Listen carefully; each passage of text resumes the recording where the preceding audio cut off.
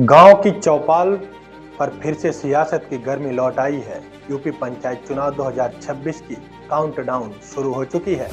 कौन बनेगा आपके गांव का प्रधान, ब्लॉक प्रमुख और जिला पंचायत सदस्य और अध्यक्ष?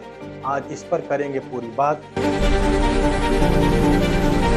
नमस्कार, आप देख रहे हैं आरबी पाली नेटवर्क और मैं हूं आपके साथ रामू वाजपेयी। अगर आप भी प्रधानी का चुनाव लड़ने की तैयारी में हैं या सिर्फ अपने गांव की राजनीति पर नजर रखना चाहते हैं तो ये वीडियो आपके लिए है। जी हां, चुनाव कब होंगे? सबसे पहले बात करते हैं इस टाइमलाइन की। राज्य निर्वाचन आयोग की त्रिस्तरीय पंचायत चुनाव 2026 की तैयारियां तेजी से चल रही हैं।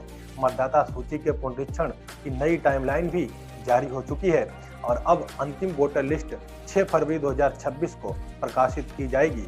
यहाँ इसके बाद आरक्षण की प्रक्रिया पूरी होगी, जिसमें तय होगा कि कौन सी सीट सामान्य रहेगी, कौन सी सीट ओबीसी और कौन सी एससी एसटी के लिए आरक्षित होगी। यह प्रक्रिया अप्रैल तक पूरी कर ली जाएगी।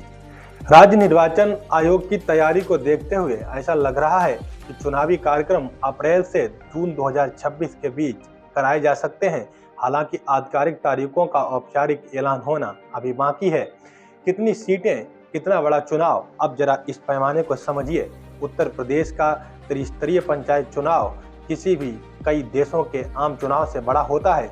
जी हाँ, अगर हम बात करें इस बार के पंचायत चुनाव की तो करीबन 57,695 ग्राम पंचायतों में ग्राम प्रधान चुने जाएंगे।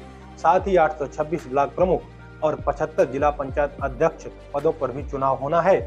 पिछले पंचायत चुनाव में लगभग 12 करोड़ 40 लाख से ज्यादा मतदाता वोटर लिस्ट में दर्ज थे और इस बार यह संख्या और बढ़ने की पूरी संभावना है। पिछली बार लाखों उम्मीदवारों ने नामांकन किया था, जिसको देखकर यह साफ तौर पर जाहिर है कि टक्कर जबरदस्त होगी। अब हम बात कर लेते हैं कि पंचायत चुनाव, ग्राम प्रधानी का चुनाव कौन कौन लड़ सकता है। इसमें सबसे अहम और जरूरी जो पहला है वो है कि जो ग्राम प्रधान का चुनाव लड़ना चाहता है उसकी उम्र 21 साल होनी चाहिए। जी हाँ, 18 साल की अगर आपकी उम्र है तो आप वोट तो दे सकते हैं, लेकिन चुनाव नहीं लड़ सकते हैं। इसके अलावा आपके नाम आपका गांव की वोटर लिस्ट में शामिल होना चाहिए।